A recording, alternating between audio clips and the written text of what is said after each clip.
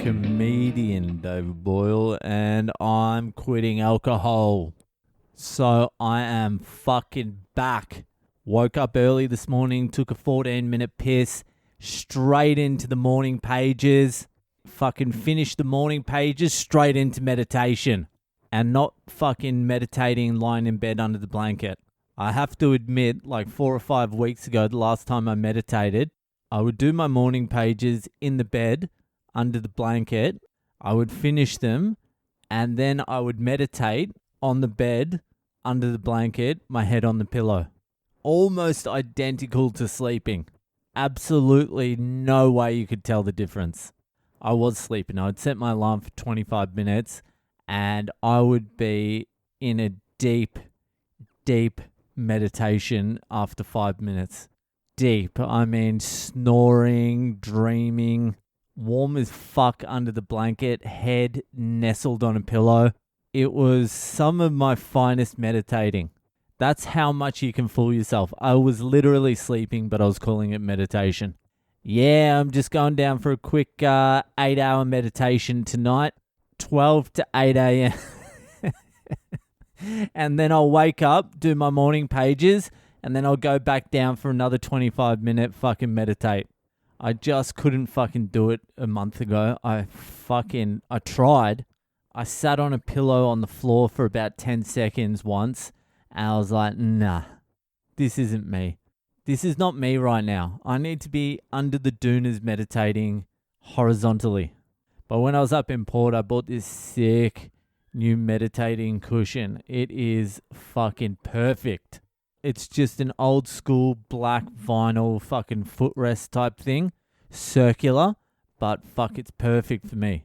So I banged out 25 minutes of fucking meditation today, and I tell you what, there is a lot of fucking work to be done on the meditation. I'm gonna do the guided meditation for the Patreon members now because it was like a fucking carnival in there. I don't think I cleared the mind out for even 3 seconds. The whole time I was just fucking thinking things. Uncomfortable as well.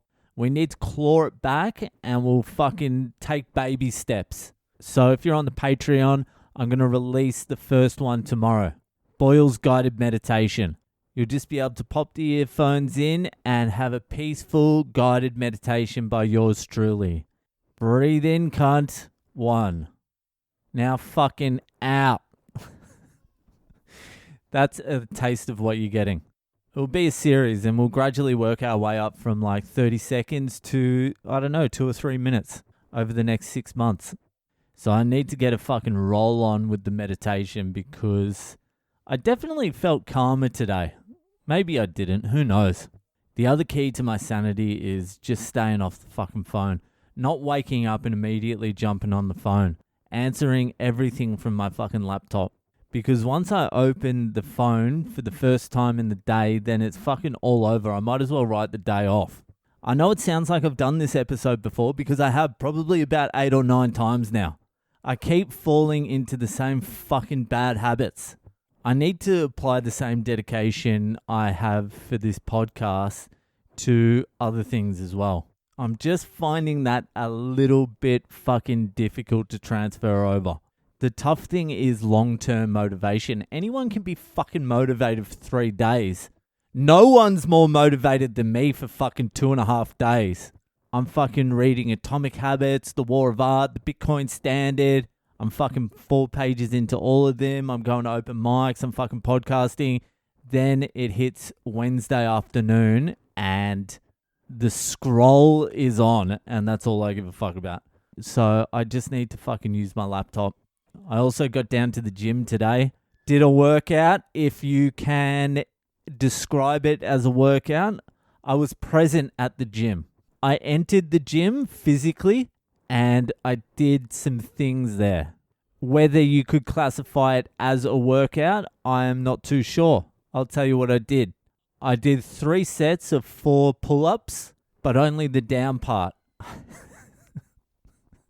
Only the down part. I did 4 downs 3 times. Only the down part. I stood on a step and I jumped up and I held myself above the fucking thing and then I lowered myself down gently. I did that 4 times and I was like, that's enough. And just before I did my 4 pull downs or chin downs, I was going to warm up. I was going to fucking do like a 10-minute jog on the skill tester, I think they call it. The thing that goes around, it's like a fucking treadmill, but you use your own momentum or whatever the fuck. But when I got to the gym, there was a lady on the treadmill next to the machine I normally use, and I was like, I can't exercise next to someone, so that got fucking shelved. So I ditched my warm-up. I did 12 chin downs. I did some bench presses, and honestly, I only put weights on the bar so I wasn't embarrassed. I would have just done the bar. If I wasn't in public, I would have just done the bar. I was not interested in testing myself. So I did 3 sets of the bar plus like a couple of things. And then I moved on to some fucking curls and some other shit. And I did it at the lowest possible weight without looking like I'm a trans man trying to bulk up. And that was me at the gym. I was done, didn't crack a sweat, didn't feel sore. It was great. I had no anxiety at all. That's how you get back into exercise. You just do fuck all. But it's not about how much you do on day 1. You use day 1 to build momentum for day 2. It's all about building momentum. You start off with 4 chin downs, and then next thing you know, you're doing fucking 1 full chin up. It is quite the stretch to call 4 chin downs building momentum, but that's what it was. I was there today building momentum. Anyway, let's see how it goes tomorrow. I've got fucking jiu-jitsu and kickboxing tomorrow, so there's nowhere to fucking hide there. So anyway, let's move on to this week's Ask Boyle. It is Ask Boyle time. So if you have a question you would like to ask one of the most insightful, wise, some other shit guy, then send your questions through. Email them through to boylecomedy@gmail.com, or I fucking think Drunk Dial's back down. It's offline again. We're going to get it back online, and you can audio it. Go to my website, boylecomedy.com. Join the Patreon. Get on board the guided meditation train. I'll take you through everything I know. I'll read out some fucking Buddhist shit as well. Some scriptures or something, because you also need to know some of the ideas underpinning the religion. But I don't know if you can call Buddhism a religion. It's more a science. I mean, scientists wouldn't call it a science, but astrologers would. Anyway, go to the website, join the Patreon. It's £1 a month to join. Buy Boyle a pint. Fucking don't be tight. Anyway, let's move on to this week's fucking Ask Boyle. So this week's Ask Boyle was sent in by my man Steve-O out there in fucking Washington State. Steve-O's question this week is, my wife is an accountant for an orchid in Washington State, USA. Her company owns some almond orchids in Australia, and she is going to meet some of her Aussie co-workers next week. She knows I'm a fan of your podcast and asked me to ask for some tips when meeting Australians. I told her to use the words bogan, cunt, and glass Barbie as much as possible. Do you have any advice? Well, Steve-O, you have come to the right place. Well, you've already pointed her in the right direction. Bogan, cunt, glass Barbie. Oi, you bogan cunt. Give us a fucking hit of the glass Barbie. I don't think you need much more. I would say frothing a lot. Fucking frothing a beer. She'll probably go to dinner with them. They'll be like, would you like a glass of wine? Just tell her to say, oh, I'm fucking frothing a wine. I'm fucking frothing it. That is FROFFIN. It's like it's like you're frothing at the mouth. But instead of saying frothing at the mouth, you just say I'm fucking frothing. So that's a good one, especially in business meetings. What else can you use? You got to fucking jag a dart. If she's running out of small talk, just ask her to fucking ask the Australian cunts how much darts are back home. Just go, how much are darts back home? They will fucking froth it. Australians love fucking talking about how much our darts cost. So definitely bring up the price of darts. I would recommend you say cunt, but you got to use it well. Most of the time, Americans aren't good at saying cunt. It doesn't flow. You say it like you're excited to say it or something. Like you pause before it and you put like a weird twang on it. It's just got to fucking flow. It's got to come off your tongue like fucking liquid language. You got to be able to throw cunt into a sentence without even like breaking stride. You don't even need it to be differentiated from the other words. It's just got to flow. It's got to be like poetry. Americans make a big performance of it. There's a comedian, Mark Norman. He's like fucking huge in America now. And he says cunt a lot, but even he says it cunt. Like he makes a fucking song and dance about it. Just say it, move on, no one cares.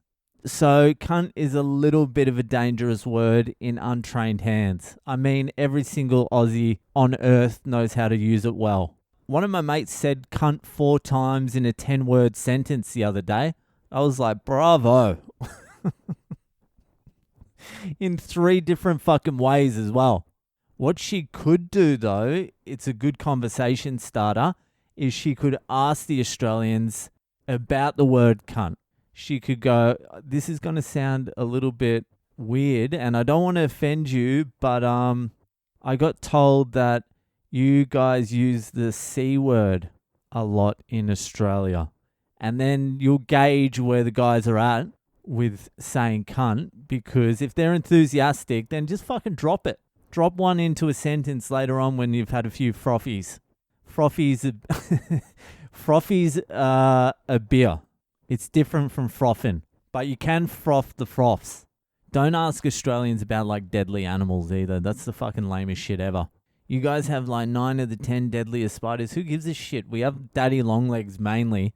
We're not fucking out in the bush living under trees. Yeah, there's some spiders fucking floating around, but it's not an existential threat. I'll tell you what's an existential threat in Australia. Fucking bogans fucking on the glass Barbie. That's one of the biggest problems.